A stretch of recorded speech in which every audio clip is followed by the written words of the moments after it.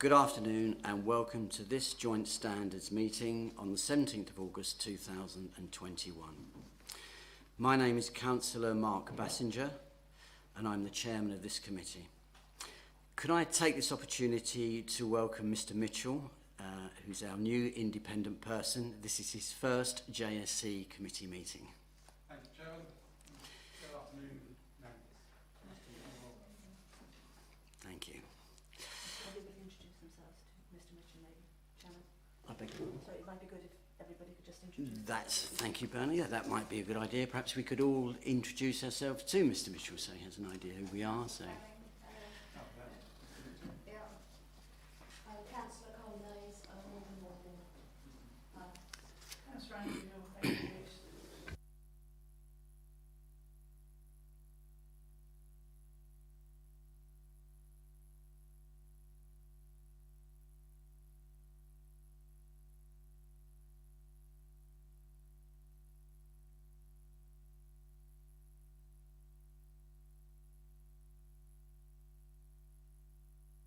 And of course myself, Mark Bassinger.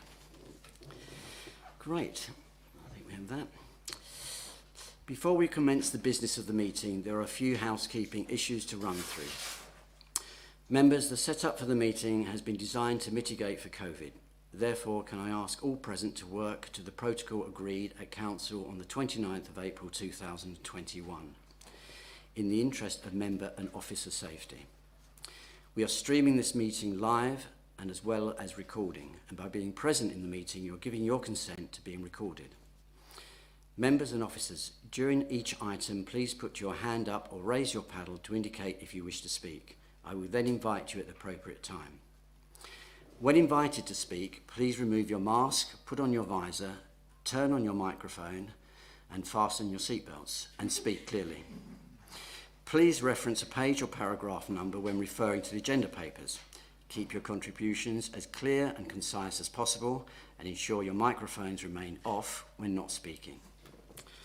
Finally, can I draw your attention to the notices on the agenda papers regarding the different levels within the chamber and advise that the fire exit is in the door behind this top table. So item number 2, apologies for absence. May I have apologies for absence, please, Bernard? Thank you, Chairman. We've received apologies for absence from Councillors Dewick and Jarvis. Thank you very much. Item number 3, the minutes.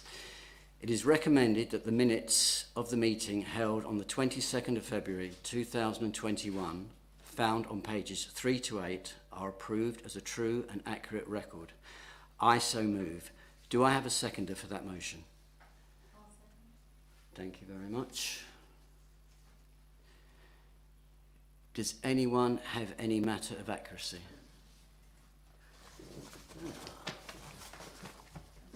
Sorry, I can't. Thank you.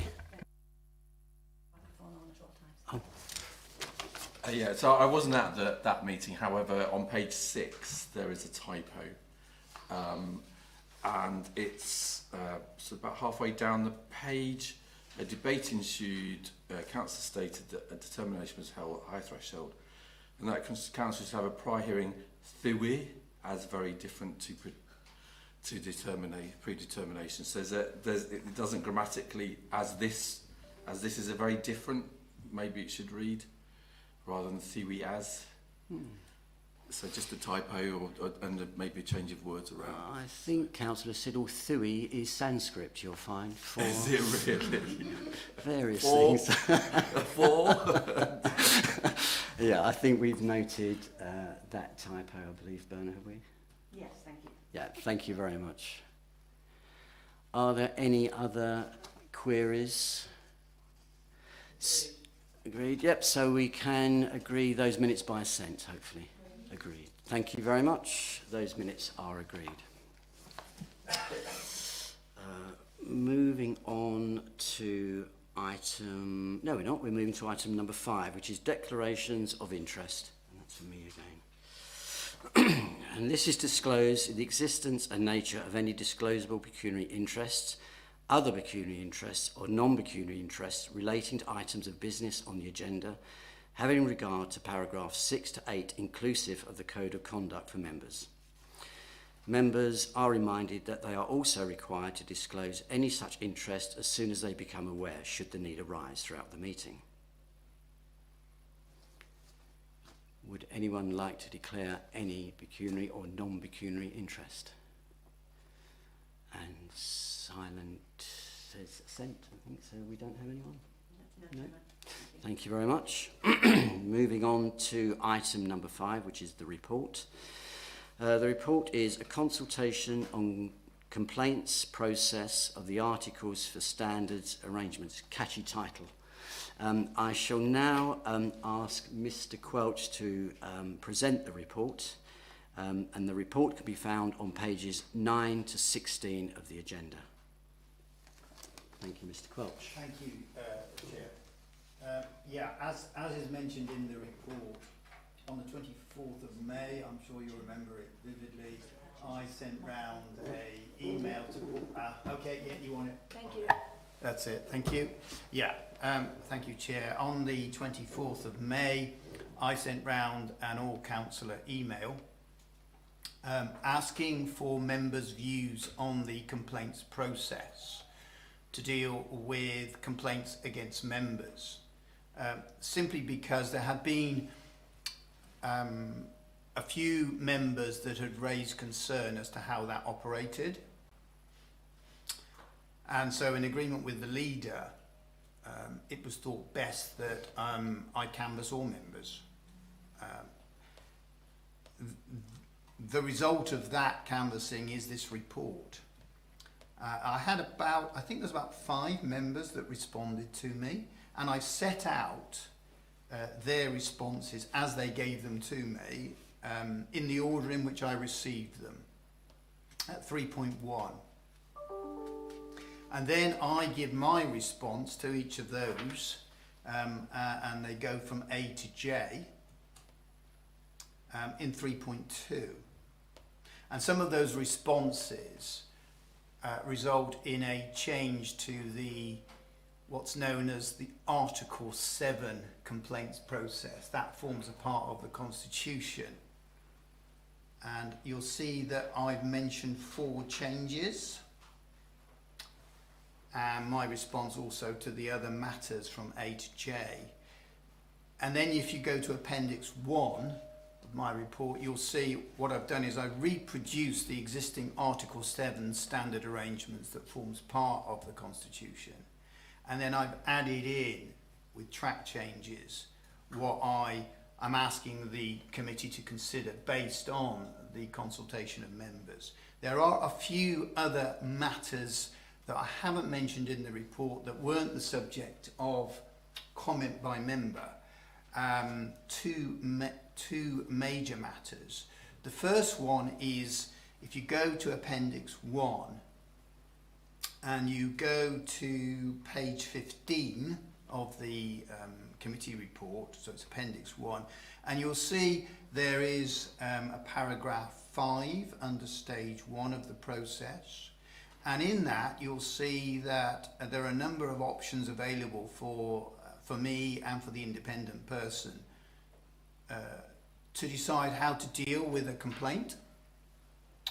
And one of those is, you go down to the 5th bullet point, you'll see it did read MOIP decide to put straight to investigation, brackets internal, and then stage 2 hearing. And what I've done is I've changed that to formal investigation. The reason for that is, if you remember in the minutes of at the last JSC, I was asked to actually bring a report to members here, simply because I had referred a matter to JSC about investigation. And this whole matter of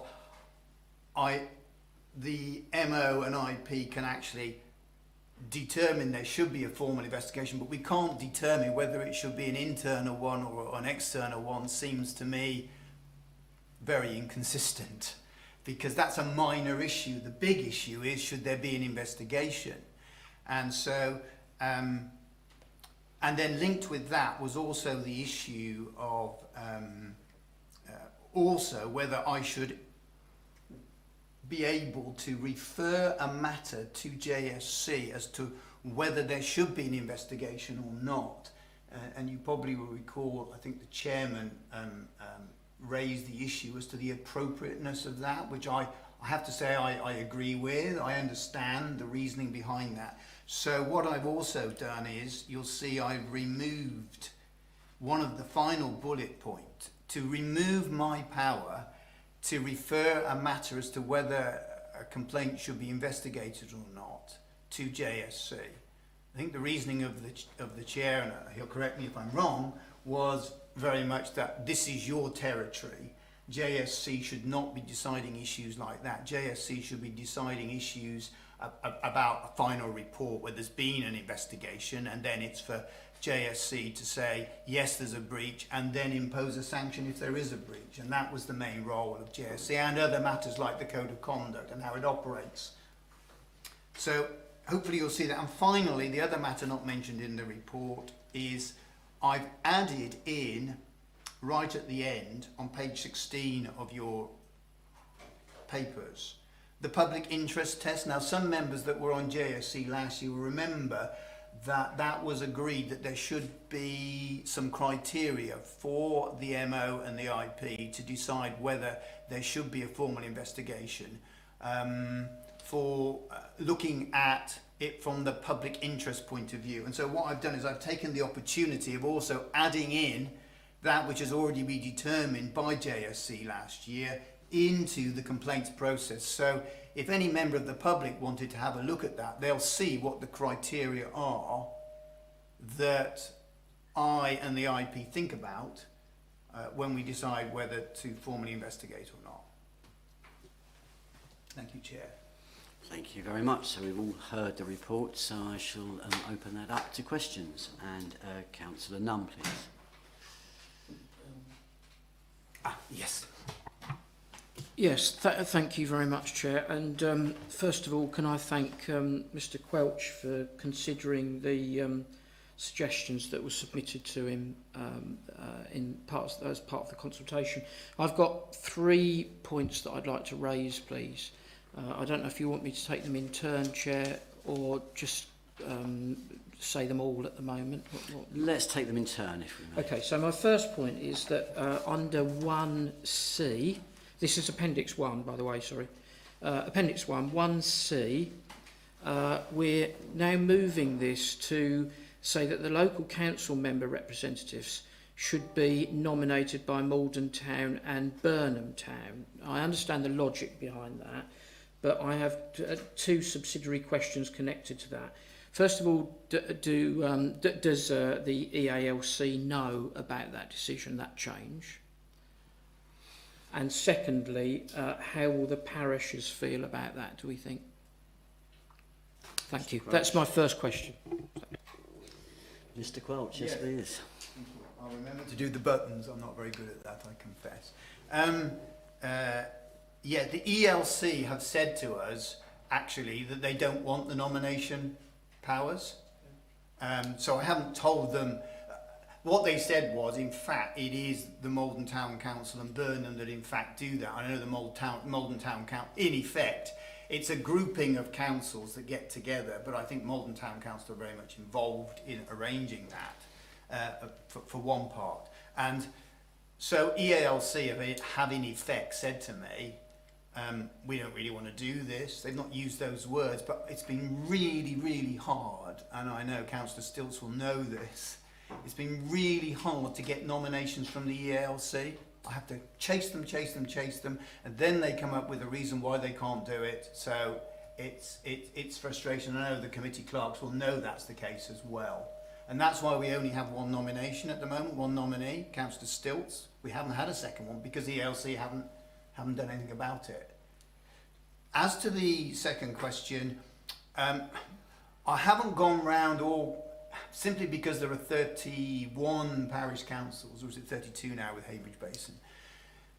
I haven't gone round all of them because I think it's just far too many, and there'll be so many different views. and trying to, if one gives, my view is if you give a consultation like that, then there's an expectation that you will actually listen very, very carefully to what everybody says, and I can see there'll be some very different views on how that should be arranged. So my reasoning was simply this, Chair, that Malden Town and Burnham Town Council are the biggest parish councils. They're in different parts of the district, and it seems sensible for them to do the nominating. Yeah. Thank you, Chair, and thank you to Mr Quelch. May I suggest respectfully then, Chair, that when we finish this, when we've agreed this document, that both the ELC and the parishes are notified, particularly as one of our previous representatives was from Southminster Parish Council. Can I move on to my second point, please, Chair? Can I come back on Councillor Nunn's point? Yes, you may. Absolutely. Thank you. I think it's absolutely appalling that we are just saying that it's Malden Town Council and Burnham Town Council. I think it's absolutely ridiculous. You can't make that sort of decision. My view is that we look for nominations from parish councils in alphabetical order.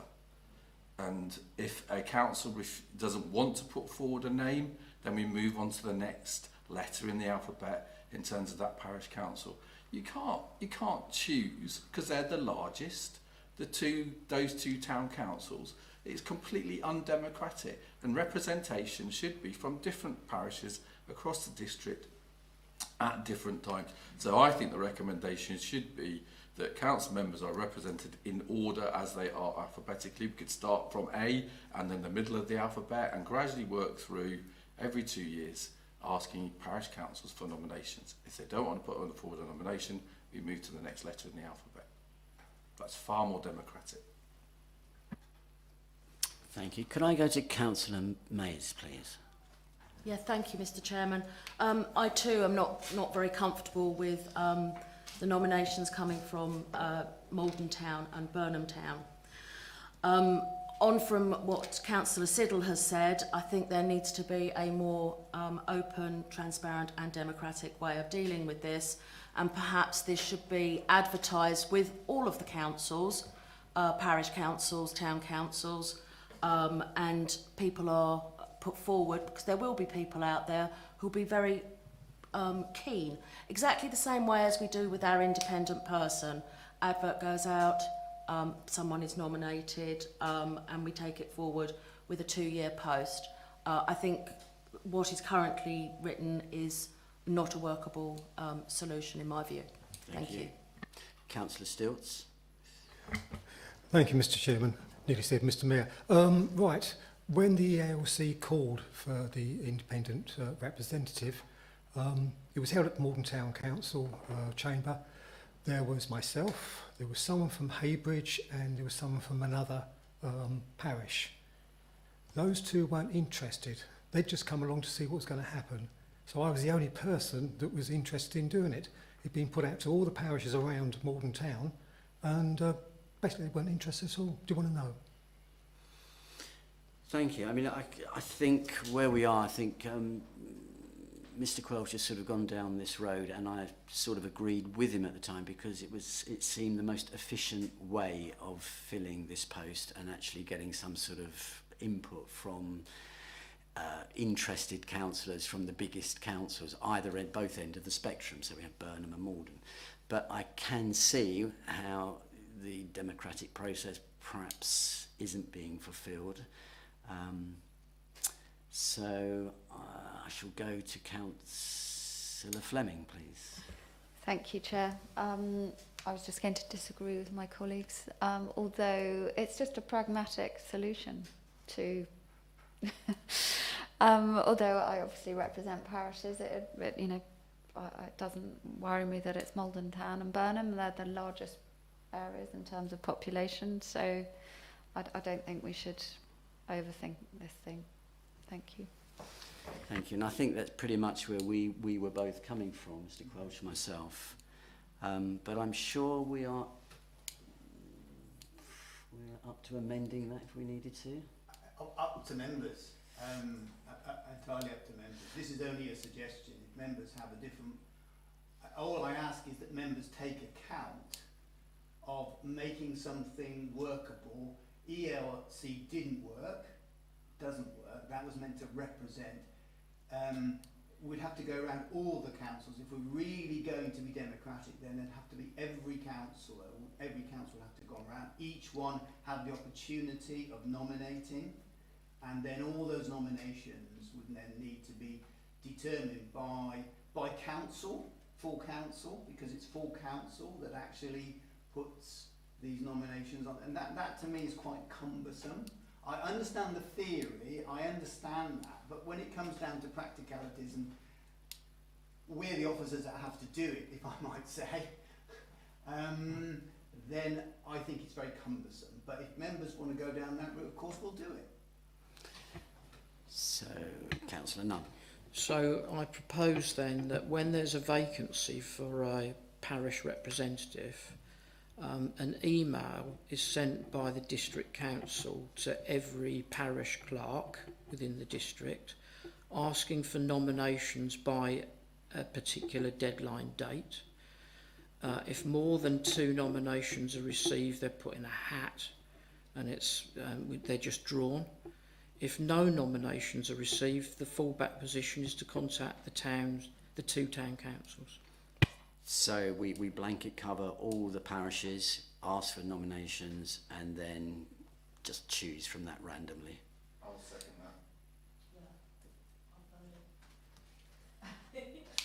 that. Okay, so can we take a vote on that proposal then? Let's try that.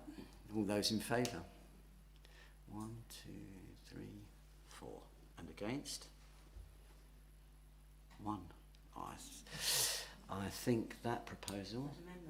As an amendment, yes please. Councillor Still. Can you hear me all right? Oh, no, right, Mr Chairman.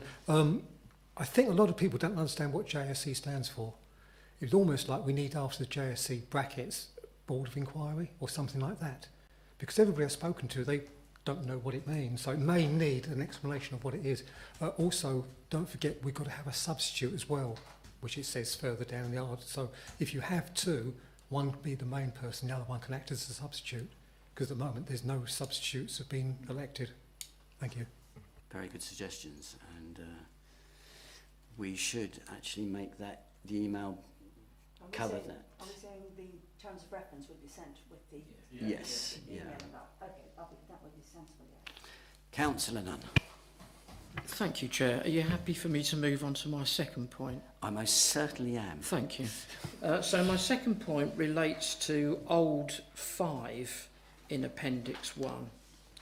Now, it might just be me, I'm getting confused by this, but the informal resolution appears at 2 stages. It appears at stage 1, so it can be an informal resolution at that stage. But if the informal resolution is not applied, it can move on to stage 2, and there can be an informal resolution at stage 2. And I don't quite understand that, because it says at stage 2, the MO and the IP consider and pursue possible informal resolution. So they've already decided that there is no informal resolution, but JSC send it back to say there should be an informal resolution.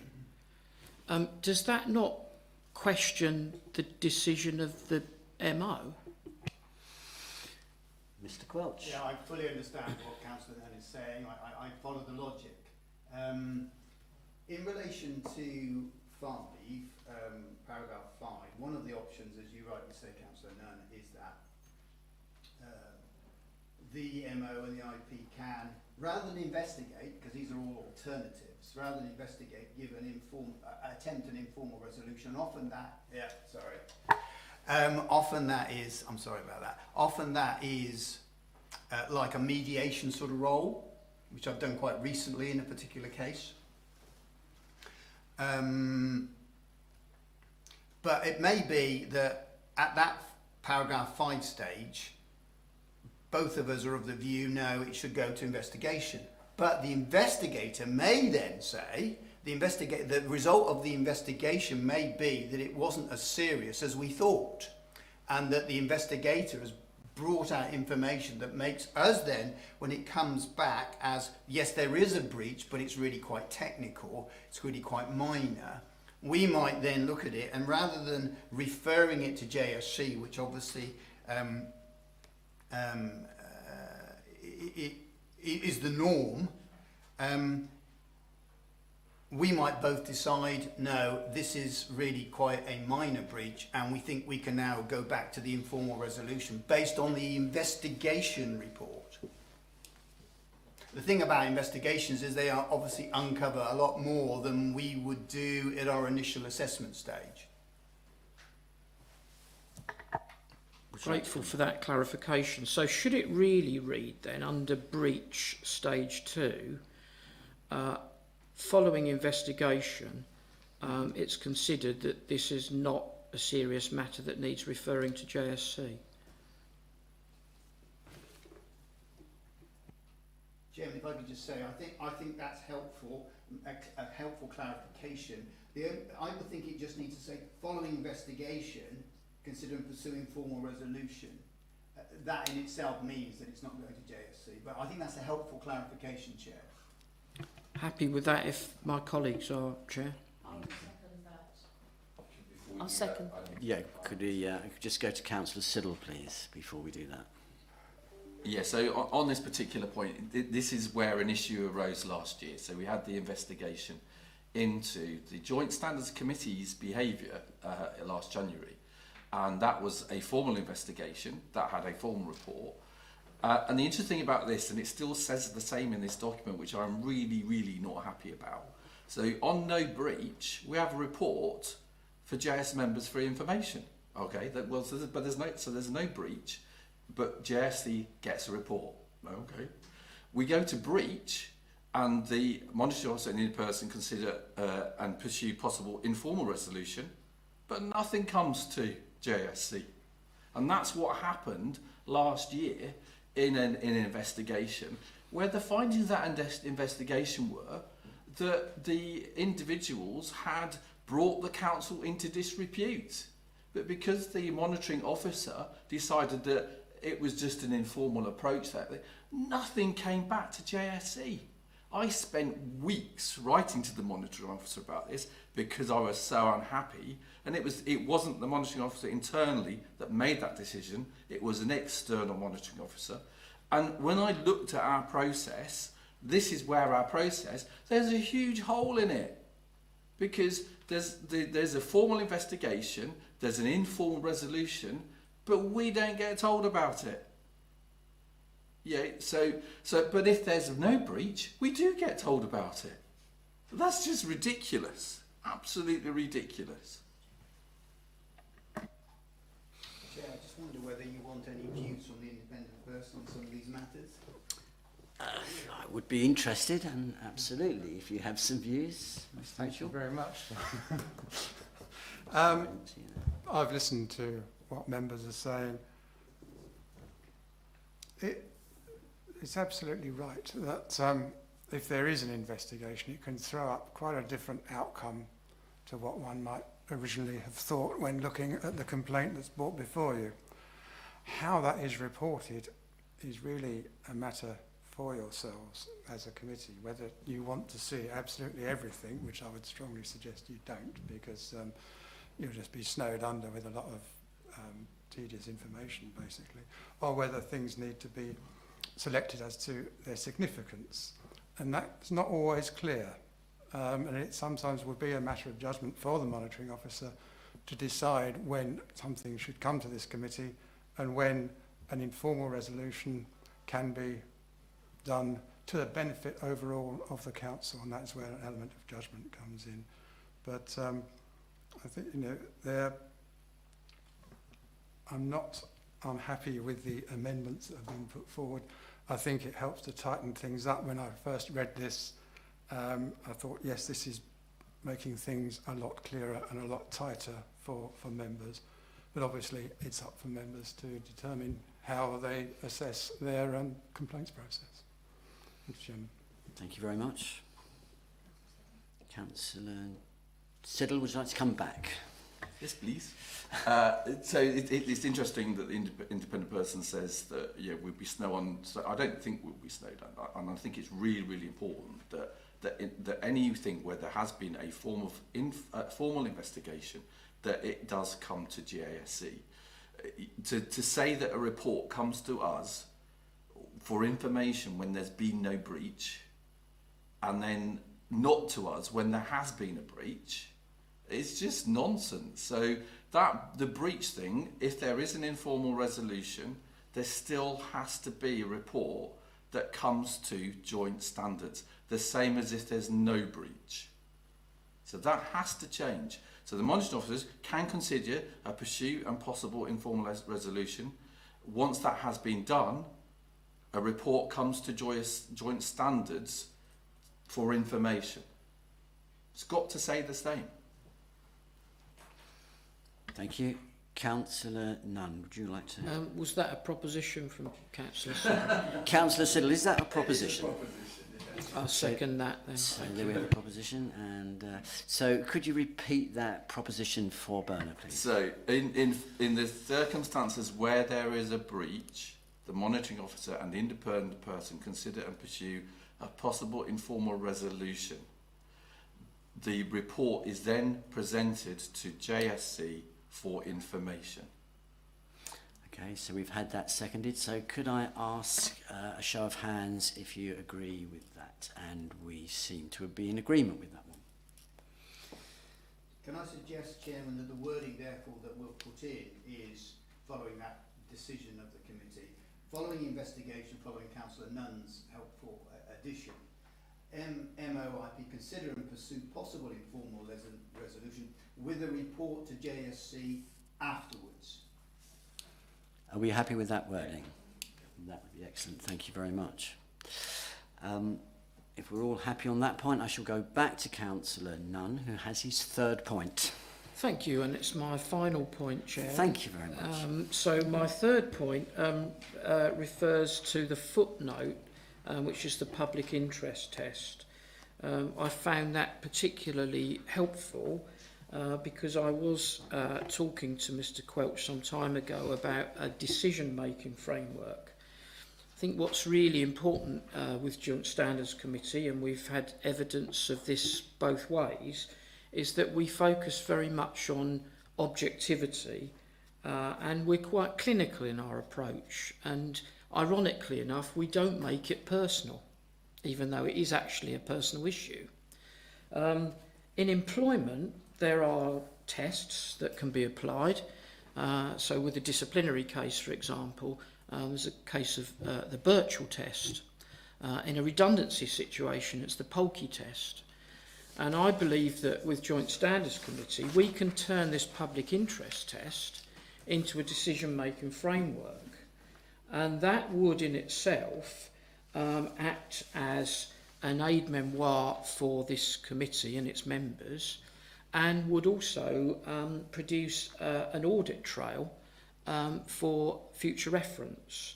So I'm just wondering what Mr. Quelch feels about turning those bullet points in, they might need to be amended and beefed up slightly, but turning those bullet points under the public interest test into a decision-making framework that has headings, that has evidence, and whether that amounts to a breach. Thank you. Mr. Quelch. I think that personally is too limiting for the committee, because I think what Councillor Nunn is talking about is when the committee comes to make a decision on a report and then impose a sanction. I'm trying to put that into some real rigorous, almost transactional formula. I think the committee there could be something in here that says the committee need to consider these public interest tests full stop in deciding on sanctions Obviously not in relation to a breach, because you're looking at evidence there. You've got a report from an investigator, he's done all his research, he's interviewed everybody, comes back and he says, yay or nay, there's a breach. And you've got to decide whether you agree with his reasoning or not. When it comes to a sanction, I think that's what Councillor Nunn is probably referring to, the second stage of JSC's process of deciding what sanction to impose. You could certainly, I think it goes without saying in a way that you're going to apply a proportionate sanction to the nature of the breach. So I actually don't know that would be personally particularly helpful. It's helpful for me and the independent person when we come to decide whether there should be a formal investigation or not. In other words, is it worthy of it? Is it a politically motivated tit for tat? We should consider those matters.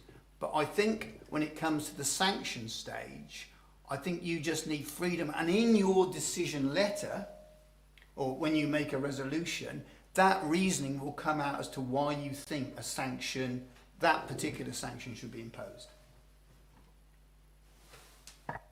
Councillor Nunn. Okay, I just thought it would be helpful really, because I mean, you know, the questions could be, for example, is this councillor still in office? Has there been a fair investigation undertaken? Is there evidence that there's a breach? Has this been done for personal gain? Is it politically motivated? Has the subject been harmed in any way, emotionally or otherwise? I just think it's useful to work through, not a checklist, but something that helps focus the mind.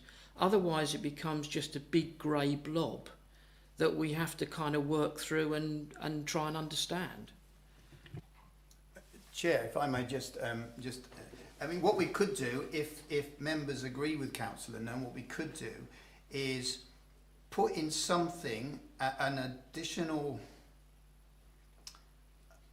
paragraph under stage 2, that if JSC determines, so it says, you know, the second bullet point under breach, JSC hearing to determine if there was a breach of the code and to impose any sanctions, then could put in determining sanctions, the committee will have regard to the public interest test, which obviously is already footnoted. Thank you. Could I just quickly go to Councillor Siddle, please? Thank you, Chairman. I agree with the monitoring officer. I think the thing about that public interest test, for the investigation to have started, those things, yeah, we know that one of those things, a man in the street would have said that it's not particularly good. And from my experience of being on GSC for the last 2 years, most of that comes out in the report that's presented to us anyway. So it comes out in terms of the evidence, and it comes out in terms of the investigation. So I think, and in terms of the recommendations of the possible sanctions. So I think those things that Councillor Nunn is talking about tend to be in the recommendations that are put to JSC, and they're the sort of things that the monitoring officer has put in his report anyway for it to get to that stage. So I can see what Councillor Nunn is saying, but I don't necessarily see the need for it because it's in the report anyway. That's my personal view. Councillor Nunn, would you like to come back? Well, I don't change my view on that. Thank you, Chair. But if we're not going to put it in the procedure, it will be in my head in future hearings. Thank you. Thank you very much.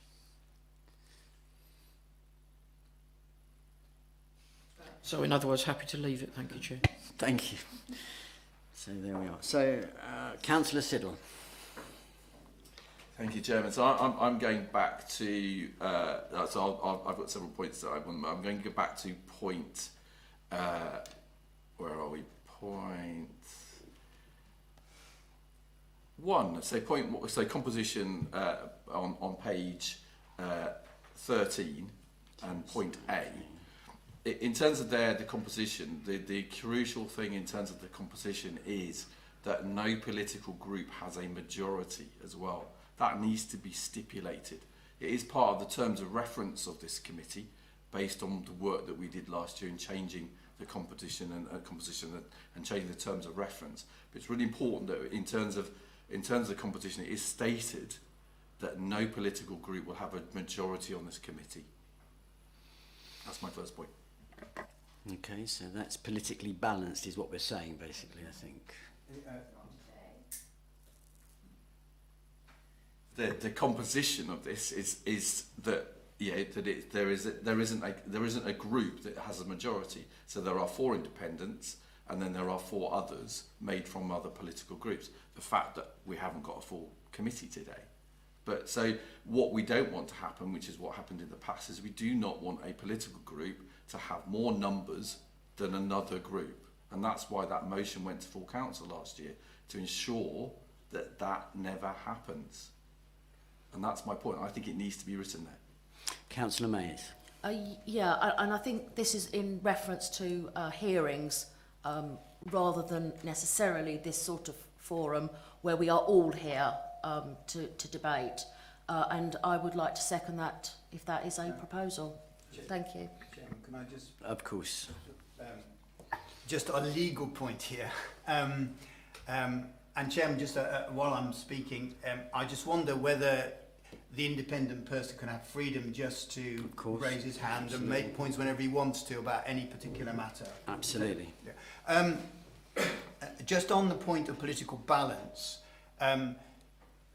you can only exclude the political balance rules if every single member on the council agrees with that. And you can't say for example, let's just say there's one group in the future that has a majority within the council.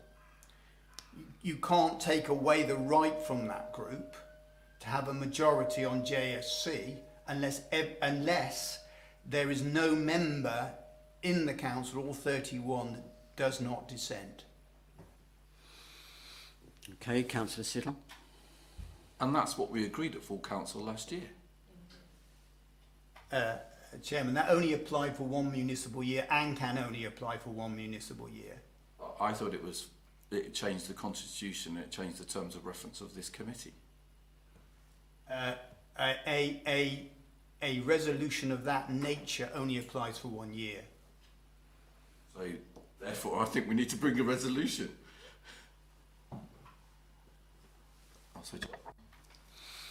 Councillor Fleming.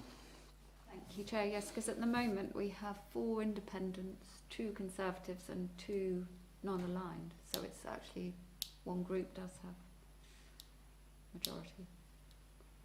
But we don't have an overall majority. We don't have 5, and that's what I'm trying to say. It's really, really important that one group does not have the numbers to outvote. In terms of, and I'm in the largest group, and I'm saying that the largest group shouldn't have 5. It would be wrong for us to have 5, because that would make this committee too political. That's my personal view. That was the whole point of that joint standards motion. If necessary, I will bring that motion back to full council again, and I will ensure that it's not just for 1 municipal year, that it goes in the constitution forever. Okay, Mr. Quelch. Chair, I understand what Councillor Siddle is trying to achieve, but you can't do that legally. You just can't do that. You cannot override the political balance legislation like that. And that's why the regulations, I think it's regulation 15 or 16, says that these rules do not apply where there is no dissent, that they shouldn't apply, and it's a double negative. And so if one member, and it can only be for a year, because all the time there's a reconstitution of each committee at stat annual. And so if you have one member that says, I don't agree, that is it. Political balance provisions must apply by operation of law. So you can't write into the Constitution something that overrides an Act of Parliament. Councillor Siddle. So you can do it for a year, Yes. But you can't do it. We can't change our constitution to say. So it's interesting. I didn't understand the technicalities of it last year, but the technicalities of it last year at the full council meeting in November, there was some things that happened which I didn't really fully understand because it was really, really technical in terms of our constitution. But there was things that our constitution says one thing and the legal situation says another thing. So surely if we make and we've been told that our constitution is law, so surely we can create a law for this council that this council abides by. I'm trying to make sure. All I'm trying to make sure is this committee is fair. That's what I'm aiming to do, is to try and make this committee as fair as possible. Okay, Mr. Mitchell. Thank you, Chairman. I think I fully understand what you're saying, but that part, that political balance is dealt with elsewhere in the Constitution rather than here. This just states that we've got a committee and that's so many people, to local council representatives, one independent person. I don't think you need to be saying that there's politically balanced or anything like that. That is for another part of the Constitution.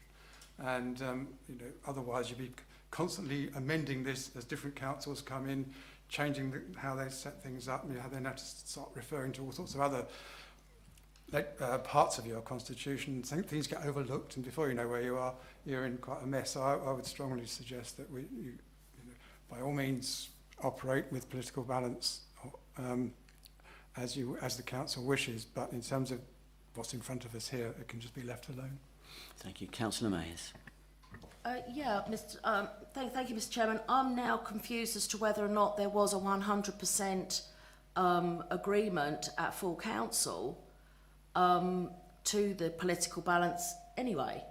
So it maybe wasn't a lawful resolution that we made in the first place, because I cannot believe that there was 31 of us that actually all agreed unequivocally to it, because that just doesn't happen.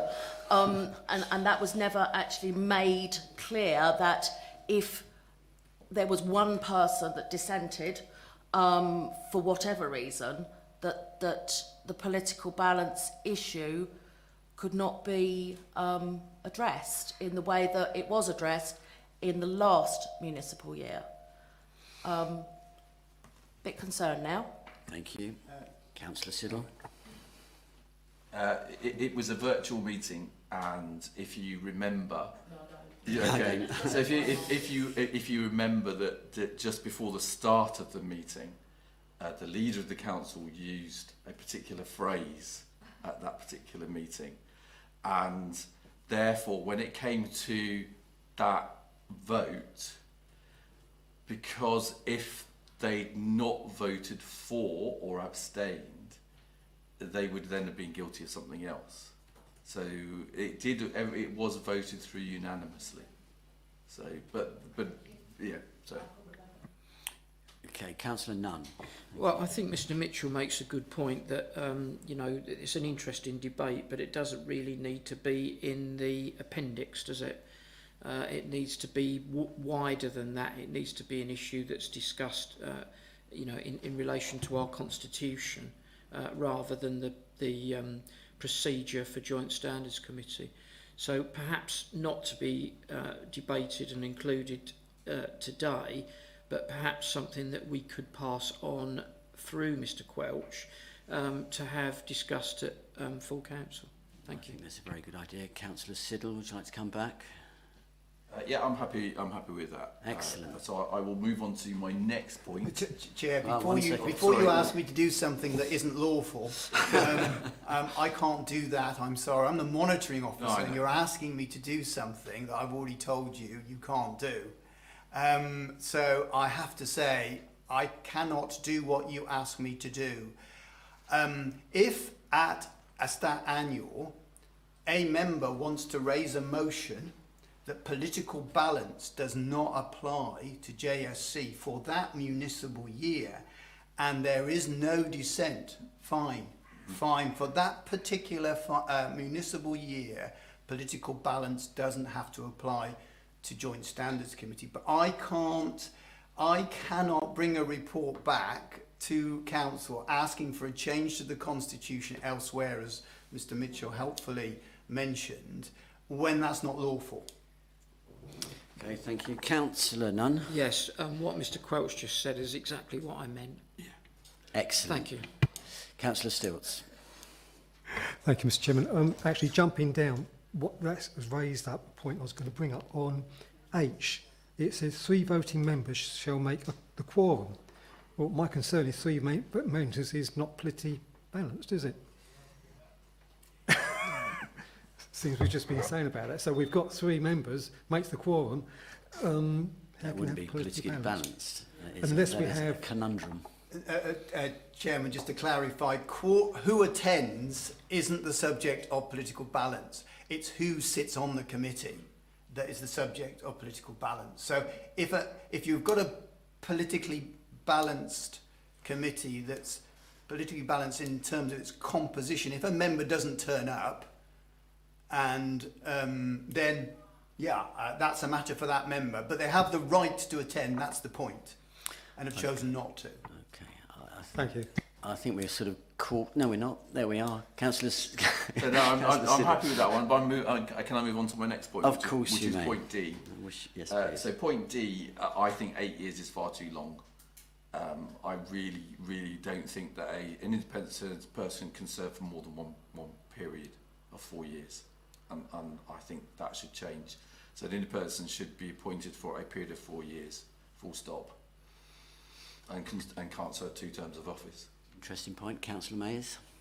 I'm in agreement with that, and if that is a proposal, I would second that proposal. So we have a proposal that the independent person can have a term no longer than 4 years. And that's the proposal.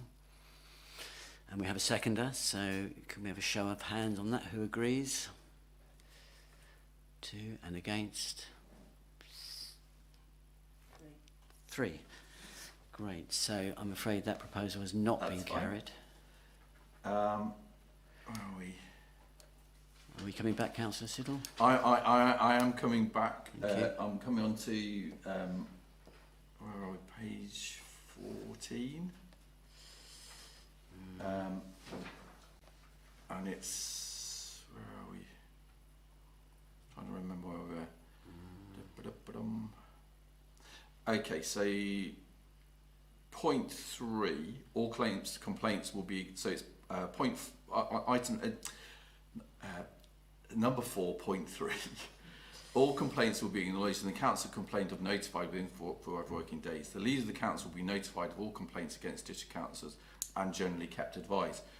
I would also like to see that the leader of their political group will also be notified.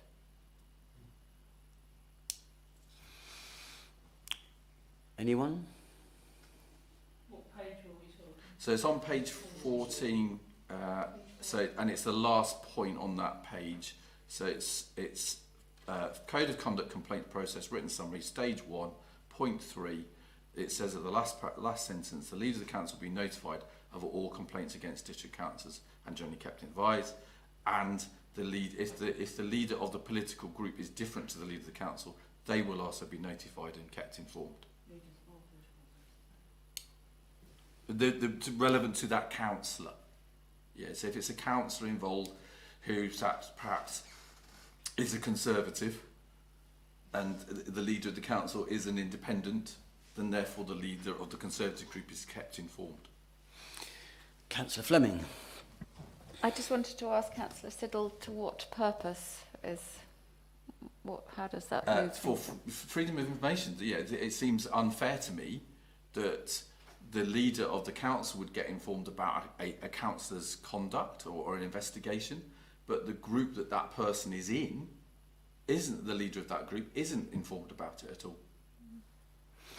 Again, it seems to me unfair. I'd like Mr. Quelch's opinion on whether for me, I think it's a privacy matter. I mean, why would... Mr. Quelch? I think that... And maybe you might want to hear from the independent person on that as well after me. I think it is... I can understand why Councillor Siddle says what he says. I do understand that. But the whole point about these complaints and any potential investigation is up until the point that they have been completely investigated. And then normally they come out in public, normally. I think confidentiality is really important, and there is the least opportunity for members to be talking about an issue. And the problem is that if a group leader, that's more people, I'm not saying a group leader wouldn't be careful with that information, but I think it's just more people, more members that know about it. And I think I take Councillor Fleming's point that there is a confidentiality issue here. Okay, could I just go to Councillor Mays, please? Yeah, thank you, Mr. Chairman. Yeah, if you read a bit further down on stage 1, it says point, I think the second one down, refer to political group leader for action, MOIP, to reconsider if no action taken. Well, there seems to be the opportunity to tell the leader, but that sort of, is that a yes or is that a no, or is that, well, we might do or we might not do it? To me, there's a bit of ambiguity here as to we either do or we don't. I mean, it shouldn't be just, well, we will refer to the leader, the political group leader, if no action is being taken. We're going to tell them anyway. So therefore, the confidentiality thing has gone completely, which Mr. Quelch was just referring to. Thank you, Mr. Quelch. Thank you. That's Well, the word I understand. that's what I understand why you think it's contradictory. I would suggest to you it isn't. It isn't contradictory because it's at paragraph 5. The MO and the IP have decided they don't want to go down the formal investigation route, but they think there may be an issue that the group leader can help on in dealing with the particular issue. Now, I have to say I've never used that particular option, but it is there and maybe there is an issue of party discipline or group discipline that the MO and IP think is better than a formal investigation. So at that particular point, you could say confidentiality can be breached in the interests of resolving the complaint, but only at that particular point. If the MO and IP feel that a formal investigation is more appropriate, then my view is that confidentiality is really important at that particular point.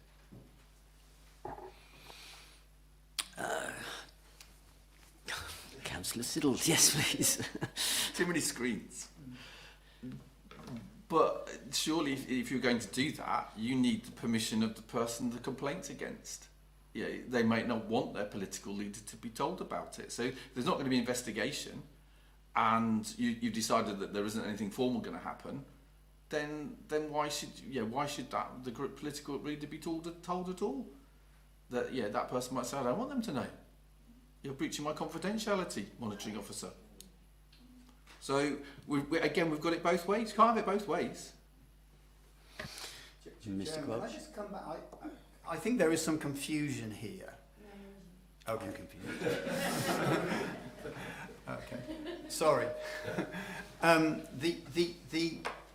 This is a process that has been determined by council that the monitoring officer and the IP have to follow. It's quite prescriptive. It's detailed. And in an analysis, I can see a situation where the both of us will be in a situation where we feel, I think that there is a valid complaint here, but it will be better dealt with at a group stage. Now, a part of that may be me contacting the councillor that's the subject of the complaint.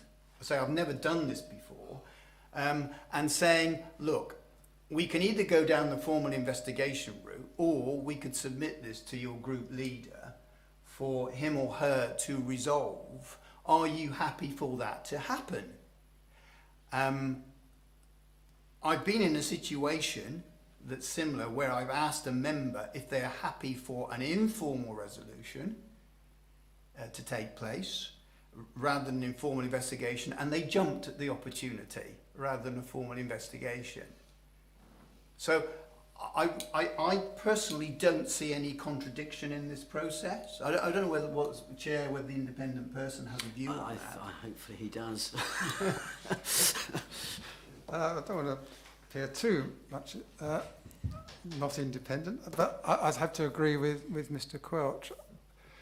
Their confidentiality is important. If someone has a complaint made against them, if it was me, you'd be mortified, would be your first reaction, and I'm sure everybody in this room, that would be your first reaction, would be one of, this can't be right, how can I behave like that? But also, you might not want anyone to know that. At the same time, you are part of a group, a political group, and you would, one would tell the group leader anyway, irrespective of what's in the Constitution, what's in the process, that this is happening, and that may well happen. But there could be reasons that you don't want to do that. You might have issues in your group anyway. So I can see that it's important not to spread the news widely. And also, you know, the leader of the council does need to know if there are things, you know, happening, if there's patterns emerging, if we've got a lot of petty complaints which seem to be targeted against a particular member, little patterns like that, which you know, we wouldn't want to be would form part of an investigation in the longer term, but in the short term could be relatively easily resolved.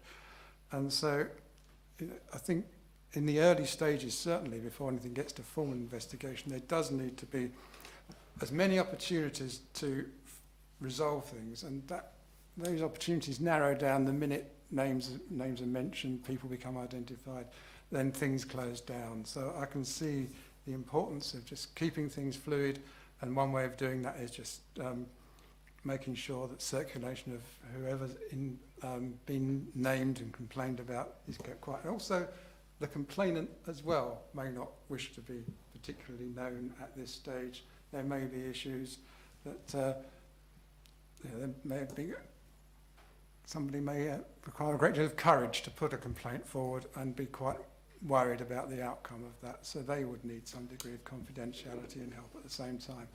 And so for all the reasons Mr. Quelch much more eloquently put forward, I would have to agree. Okay, thank you. Thank you very much. Councillor Siddle, please. Thank you, Chairman. So I will now go back to point 3 then. Before we do, could I just go to Councillor Nunn, who Go on. would just like to comment on Yeah. this, I'm sure. So I think we're getting a bit bogged down now, really, because under Old 5 Bullet 2, that hasn't been changed. There's no red on it. It's already in the procedure, so we're debating something that hasn't been amended. The second thing is that with any procedure, unless it's indecent or unlawful, if the body concerned adopts the procedure, they're bound by it, including their members. So with a procedure that's adopted that says you wear a red hat on Monday, you're agreeing you're wearing a red hat on Monday, and if you don't wear the red hat, you're in breach of your own procedure. So this procedure makes it clear that there will be a reference to the political group leader, which we as a body, as a council, have agreed to. So I don't think there's an issue of confidentiality or breach in that respect at all. And as Mr. Quelch has already said, and we've heard him say, he's never used it, or rarely. So I don't really think we need to debate it. No, and I think we have debated it, and I think we can move on from this. Is that, are we happy to move on to, oh sorry, Councillor Mays, sorry. Yeah, thank you, Mr. Chairman. I actually think that this particular bullet point is in the wrong place. If you're going to take no further action, that's the end of the matter. You're done with it. If there is going to be any form of informal resolution, I think at that stage is when, and certainly listening to what Mr. Quelch was saying, that would be the more appropriate place for referral to a political group leader to get a resolution in an informal situation. I think if there is no further action, the decision is to take no further action, it's no further action, end of story. You can't then have a second bite at the cherry, and that is implying that you could have a second bite of the cherry. Not that Mr. Quelch has ever used it, I just feel that maybe that bullet point is just in the wrong place. Thank you. Thank you. So I'm happy to, yeah, if that needs to change, and I will support Councillor Mays on that. In terms of informing the political leader, if that doesn't seem to be a consensus behind that, so I'm happy to move from that particular point. But I would support Councillor Mays' proposition to change the order of things. Councillor Nunn. But I understand what Councillor Mays is saying, but that's a shopping list, isn't it? Under 5, that you don't do all of those things. You do one of those things. You know, you either take no further action, or you feel it's serious enough to refer to the political leader, or you look at an informal resolution, or you refer it to the police. It's not, you don't do all those things. It's that they're options. Okay. Councillor Mays. Sorry, if I could come back. It actually says to reconsider if no action taken. So you're having 2 bites at the cherry, the same cherry. I'm happy to leave the sentence in, but it needs moving, and it isn't just a shopping list. You know, there's always options, and we need to make it absolutely clear to all our members that, you know, if no further action is going to be taken, there isn't then, well, actually, I'm going to go to, you know, you can't sanction me, you can't do anything, but I'm going to talk to the group leader anyway. I'm not sure that that is actually a fair way of doing business, and I would prefer it, and I still put back onto the table to be voted against, that's fine, that particular sentence actually goes underneath informal resolution, at which time it would be absolutely appropriate that a group leader was involved at the agreement of the member that's being complained about, as Mr. Quelch has suggested. I know Mr. Quelch also suggested that this had never been used, and let's hope that it won't be. Thank you. I'll second that. Councillor Nunn, would you just like to come back? Just to come back, sorry, I don't wish to extend the debate, but you know, it's saying here, it's not saying there's no case to answer, it's saying there is a case to answer, so we're going to refer it to the political group leader for them to sort it out amongst themselves. But if they decide they're not going to do that, then we have no alternative but to reconsider what action needs to be taken. Isn't that what it means? Mm-hmm. Yes. But we still have a proposal on the table, which has been seconded. So, and that's to move that bullet point. Could I come back? Of course. Because it actually forms part of the informal resolution element. It doesn't form part of the no further action element. That's why I'm suggesting that it's moved under the informal resolution bullet point. Thank you. Thank you. Mr. Quelch, any more? I admit a little confusion here, I'm Mm. sorry. So,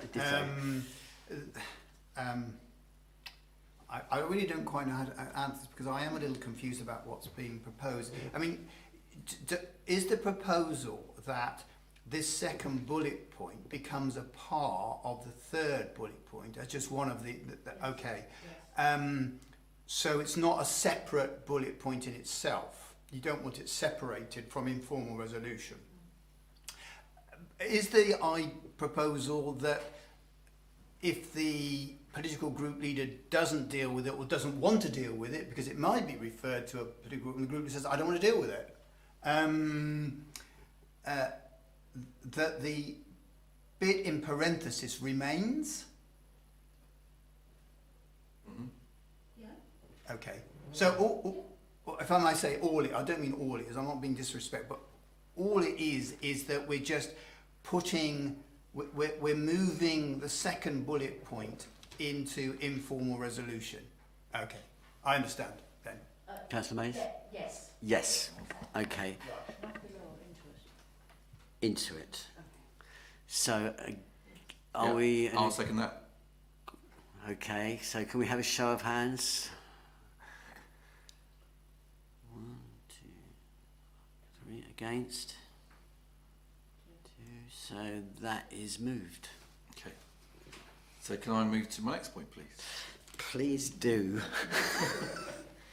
My next point is point 4, and which is just above what we've been talking about. This is on page 15. Page 15. Yep. So point 4, right at the top. Yep. If the subject councillor declines to cooperate with the MO without good reason, then if it declines to cooperate with the MO without a good reason, then the MO moves direct to consult with the injured person. How long does the MO wait for this cooperation? So what is there a time period that then the MO says, okay, I've not had a reply, they're not cooperating? Is that 5 days? Is it 1 day? Is it 10 days? Is it 15 days? So, Councillor Siddle, are we asking for a time? Yes, please. In there. Yeah. Okay, so Mr. what's Quelch? reasonable? Is I'm that- open to ideas. Again, I would prefer there isn't some prescription in there. I think you can, if I may say, leave that to your MO and IP. Well, I know it talks about the MA going directly to the IP. You could leave that to your MO to decide in the situation when that time. For example, you might be in a situation where a councillor says, no way am I going to talk to you about this, full stop. Well, okay, straight away you know. There may be a situation where the councillor is under some pressure and there's a set of circumstances that you realise is a bit more complex. Now, the paragraph 5 talks about there is a control there afterwards, in that the 15 working days from receipt of complaint would kick in. So that, to some extent, would control it. So paragraph 4 said MO will seek further information as required within 10 working days of receipt. If subject councillor declines to cooperate, then go straight to the independent. But there is this next control in time that I'm proposing within 15 working days, a conclusion has to be reached as to what will be done with the complaint. In other words, nobody's hanging around, neither the complainant nor the member, about what's the way forward with this complaint. So I think that's where the control is. Okay, thank you, Mr. Quelch. I think that's like throwing a red rag to a ball, really, saying we're going to leave it to the monitoring officer. So I shall go to Mr. Councillor Siddle, please. Yeah. So if the point 4 could be amended to, if the subject councillor claims to cooperate within the 15 days noted below, then I'm happy with that. Yeah, all 15 days within point 5 of this. If I might just say that it has to be the case, because point 5 already says that. Okay. There's got the absolute deadline, and these are deadlines. I mean, I try and operate well before these deadlines. These are absolute deadlines. Okay. And if by the 15 working days I haven't received anything, I've got to go to the independent person and find a way forward. Okay, so I now have another point to make, which affected me dramatically last year in terms of the investigation the complaint I put into the council. And the complaint went to formal investigation and we had an external investigator look at that informal investigation. The person that the complaint was against did not cooperate for about 3 months during that formal investigation. So that then delayed the report. So the report took approximately 9 months to get to this committee because the monitoring officer kept waiting for a response. The person did not respond. As a result of that also affected me raising a complaint with the police. So when I did raise the complaint with the police, after the Joint Standards Committee had met, I had gone over the 6-month period to raise a harassment complaint to the police about that individual. So in terms of the formal investigation, when that's conducted, There are no timescales stipulated there, and that is unacceptable. Councillor Mays, please. Yeah, thank you, Mr. Chairman. I see no problem with actually putting in the 15 days, as it then cross-references the paragraph below, and that's a proposal I think we should actually look at. Okay, I'll just quickly go to Councillor Fleming, if I may. I'm in favour of some timescales, perhaps slightly more generous than 15 days. Thank you. So yeah, unfortunately the paragraph below stipulates 15 days. So the proposal. Yeah, the proposal is literally, it's a cross-reference proposal, which is that sorry, I forgot my glasses. That the 15 days is the period of time that is allowed for the councillor to come back to the monitoring officer. I will second that.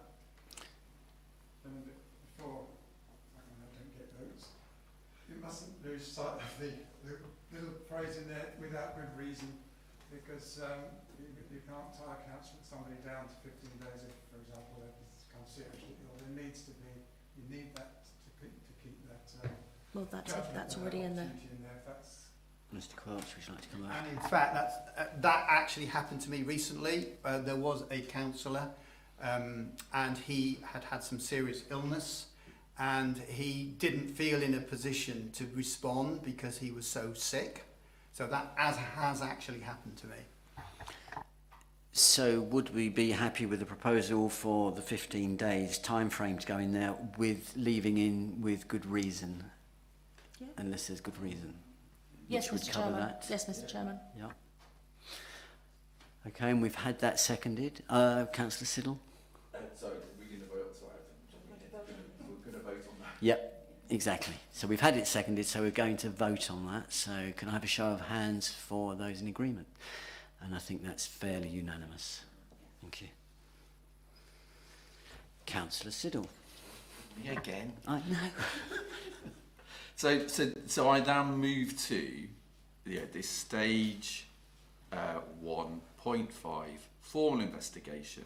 There has to be a time limit for how long that formal investigation takes, because at the moment a councillor cannot respond to the investigator, and not respond to the investigator, not respond to the investigator, and there is nothing that says now your time is up. Yeah, they are breaching the code of conduct by not responding to the monitoring officer, but there is nothing that says how long do we leave this for. So we've got time limits now at the beginning, but during the formal investigation, if the person who the complainant against decides not to respond, not to acknowledge anything, then we just wait. Yeah, and they can be as uncooperative as they want to. And as I said, last year, that was 3 months. 3 months. And after those 3 months were up, the individual still had not responded to the monitoring officer, which it's unacceptable. So it's really good. We're getting these timescales at the beginning of the process, but we've got no timescales in the middle of the process.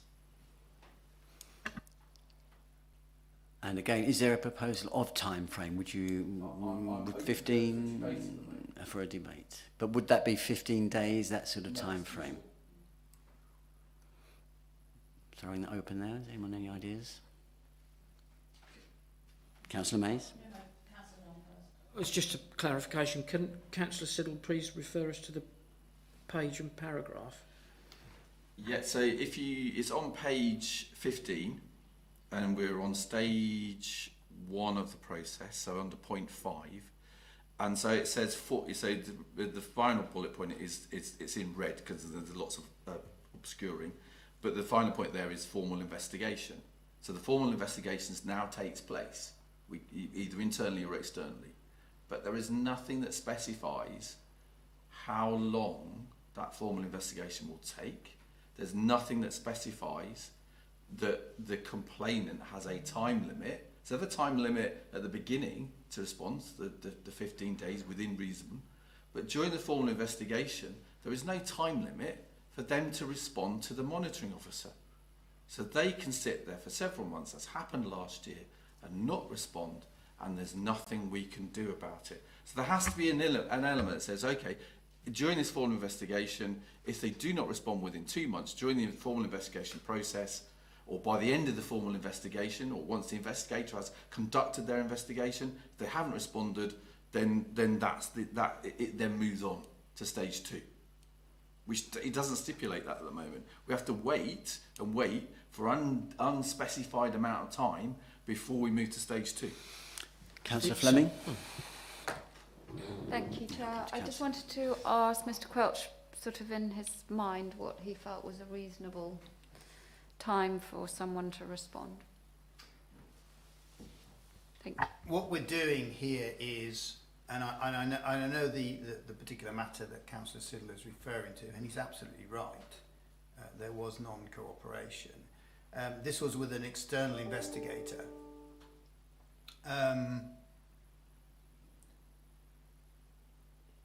I can see the advantages of the time, and the question is how long. You look at the different types of investigations. I can see an investigation. I've done an investigation in 2 weeks, personally. But the one that's been referred to in the past about the conduct of this committee, that was extremely complex and involved, it was an external investigator, and it involved him interviewing at least 15 people at some degree of depth. The transcripts were extremely long. We're talking a report that must have gone into 150 pages or something like that. It was immensely complex. And it's almost like saying to the police, when someone makes an allegation, you have 2 weeks or 3 weeks to complete your investigations. Well, that might be so for a petty theft. You might be able to deal with that, call the person in, they pleaded guilty, that's it, bang, straight off to the CPS. But you might have an extremely complex fraud case that takes 3 years to investigate. I've been in fraud cases and trials can last 6 months. So that's the problem with setting a time. Thank you. Councillor Nunn. I mean, it might not satisfy Councillor Siddle this, but, could we put in brackets next to the red bullet formal investigation that this commences within X days and is concluded in a timely fashion? Councillor Siddle. I think we're getting close to coming up with something that would make this a formal investigation work. My view, yes, formal investigation starts if the complainant does not respond to the investigator within 1 month. Then of contact, I don't know. Then it is considered that they do not have any input, or they do not want to contribute to the investigation. I'm trying to put it around those words. But there needs to be something that says we don't wait. If the complainant doesn't want to respond, then and deliberately doesn't respond and deliberately holds up the investigation, then therefore there needs to be a time limit. So if the complainant has not responded to the investigator by the time of the conclusion of their investigation, then it's considered that they do not want to participate. Something like that. We're getting close. Councillor Nunn, with that. Sort of in my experience with procedures, albeit HR procedures, you can end up hanging yourself with your own procedure. Mm-hmm. And that's why there needs to be an element of flexibility in it, because you can never tell all of the circumstances in advance. Mm. And I think using words like timely works. But if you start saying, and if they don't respond by X, this is going to happen, it will go horribly wrong. Anyone? Mr. Mitchell, yes, please. I think the difficulty we have, and Councillor Nunn has made a very good point. The difficulty becomes that there's almost a black hole once an investigation starts, because it disappears off the horizon. Lots of things go on, you don't know what's going on, and then something comes back and is presented to you. As far as I can work out on this stage, this committee has not seen this investigation yet, is not aware of it as a committee. It is something that Mr. Quelch and I have taken away and are playing with.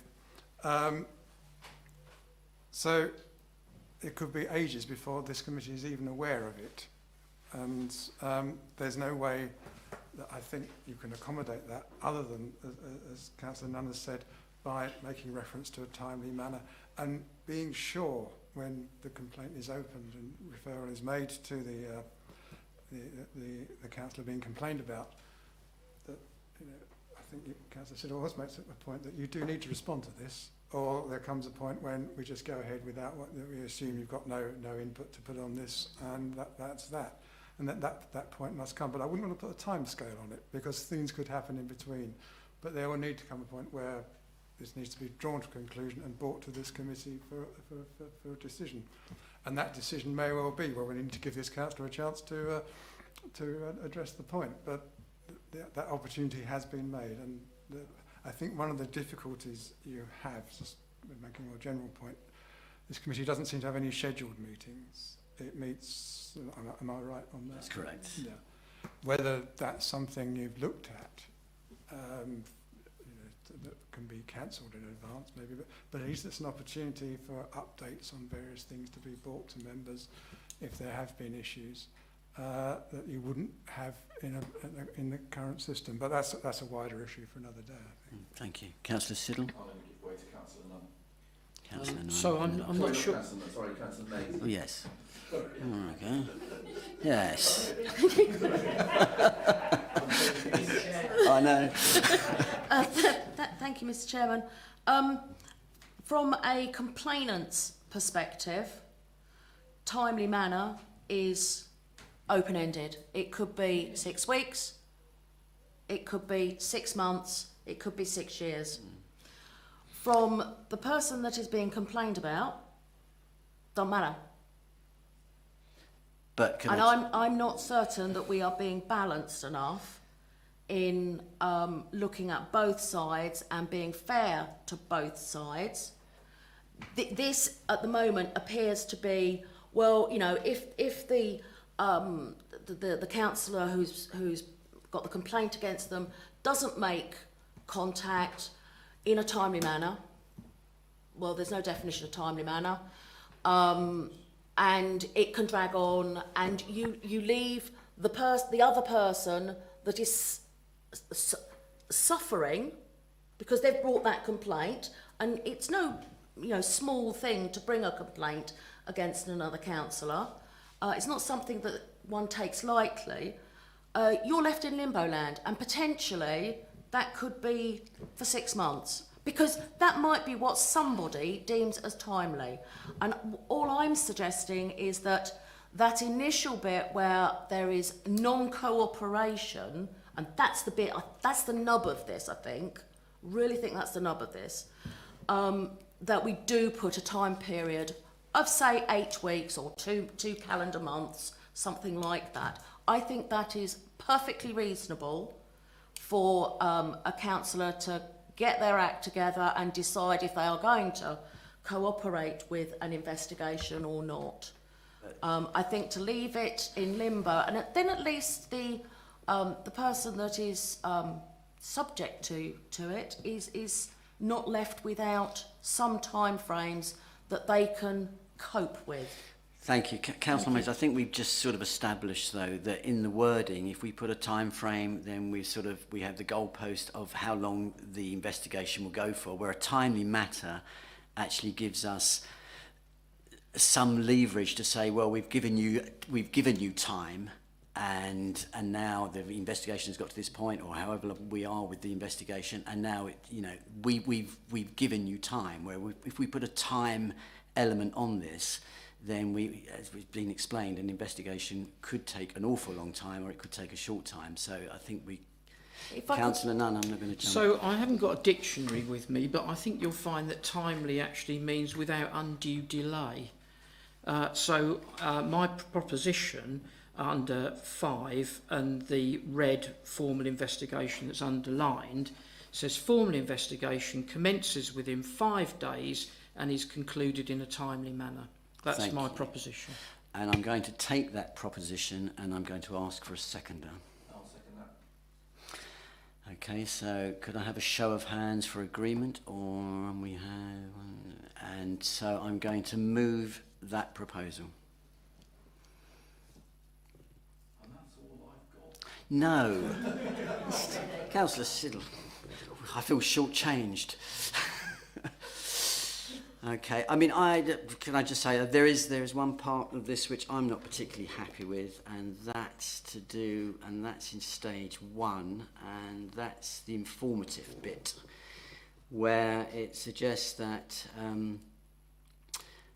somebody who's making a complaint can be anonymous, and I don't feel that should be the case. I think the complainant should be made known, and I think whoever's making the complaint should be made known. Where are we?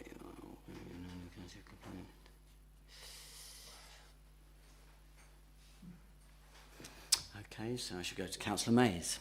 Yeah, thank you, Mr. Chairman.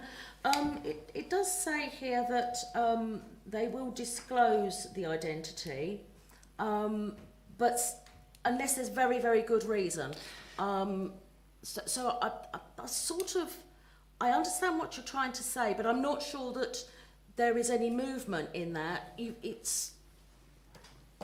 If someone was, you made a complaint and it was so serious that it required police investigation, then I'm not sure that.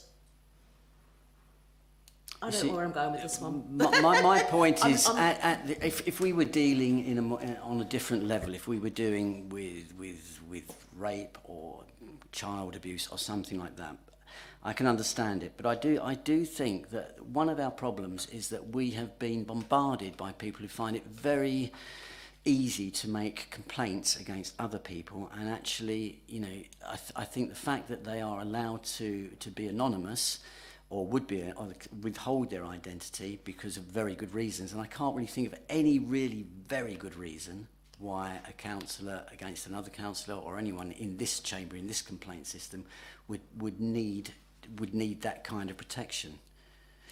Councillor Mays. Yeah, can I just come back? In that case, the good reason part needs to be removed. Gentlemen.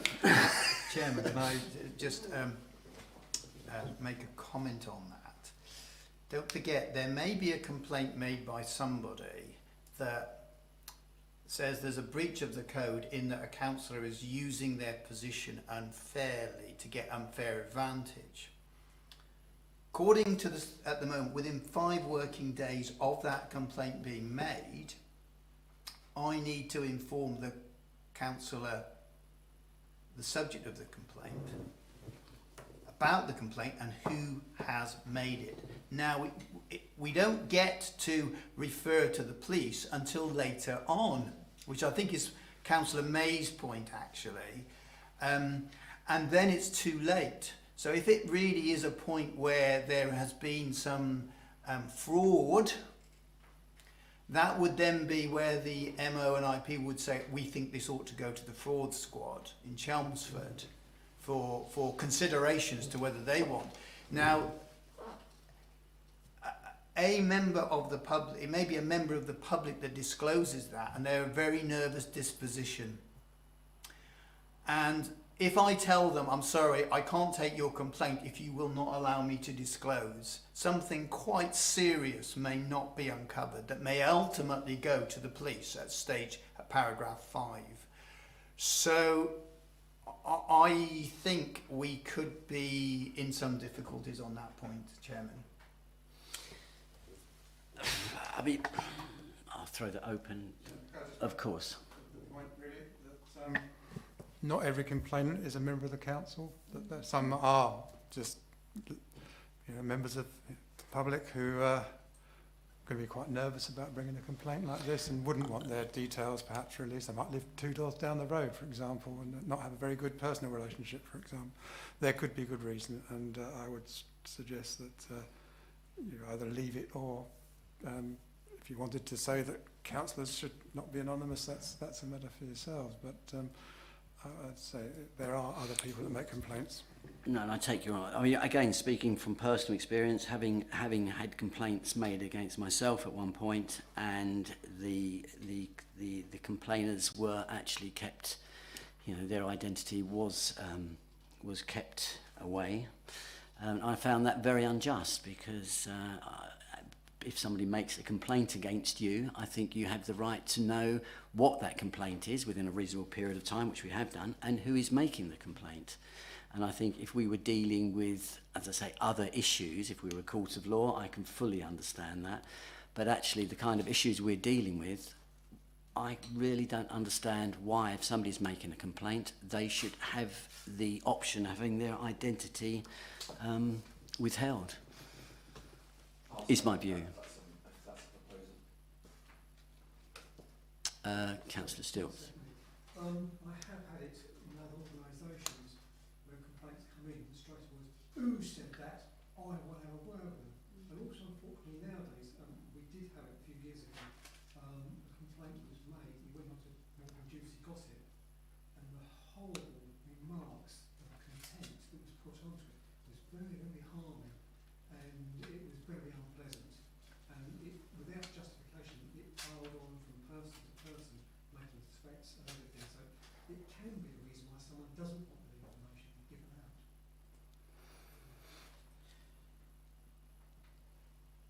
Councillor Nunn. So I think it's a legal minefield, this one, because if somebody makes a complaint and says to Mr Quelch, but you must not disclose that I've made the complaint, what's Mr Quelch going to do? Even in employment, there's an issue of protection and anonymity in terms of whistleblowing processes and procedures. And, there are... The point's already been made that this is not necessarily a councillor complaining, it could be a member of the general public, and they might genuinely feel intimidated and frightened. So I just think we've got to tread carefully with this. If the default position is that it's our usual practice to notify the complainant, that's fine, but under certain circumstances, I think we might have to withhold that, really. Okay, I'm willing to agree with that. I think the wording probably should be left, if we're all in agreement. Any more for any more? So, we've had the reports, and I'd like to thank Mr Quelch for a very comprehensive report and a bit of a grilling today. But I think we've come to quite a satisfactory sort of end result. So I would now like to go to the recommendation, which is on page 9. And with all our new changes, I would like to, the recommendation is that the changes in Appendix 1 to the articles for the standards arrangements and especially to the complaints process be approved. Do I have a seconder? The Commission is recommending to Council. Oh, is it? Have I missed a bit? To full Council, sorry. That the changes in Appendix 1 and what we've agreed subsequently are... Okay, so the changes that we've agreed in Appendix 1 go to full Council. Agreed. Okay, agreed? Agreed. And we can agree that by assent, by the seams of it. Okay, thank you very much. Phew. So I shall go to item number 6. Any other items of business that the chairman decides are urgent? Well, thank goodness I have nothing of any urgency whatsoever. And so I shall go to item 7, which is to... Are we done? Sorry, Mr. Chairman. Sorry. If I may. Right, item 6. I take it's correct that the decision of... Sorry, my own reading here. Right, that's better. Right, correct. The decision with regards to a hearing by JSC has to be confirmed by the Morden District Council, steaming up now, full council. Okay, if the political balance was as before the recent 2019 elections, well, basically we had a hearing, and it came up, it went to, someone straight away came in and said, I don't agree with it. It was her remarks was already written out, printed out for her to read from. So what are we referring to though here, Councillor? Sorry, well, the thing is, so let's say the balance was as pre the elections. no, but is this an agenda item or is this? Oh, it's on part 16, part 6, which I thought was any other business. Or is that just to you? No, it's just not part of business. Oh, yeah, so- that's okay. just Yeah. for the chair, I'm afraid. Yeah, no, okay, thanks. Tom. Okay, thank you. So I shall now close this meeting at... What is that? I can't really see it. Is that 14:11? Thank you very much.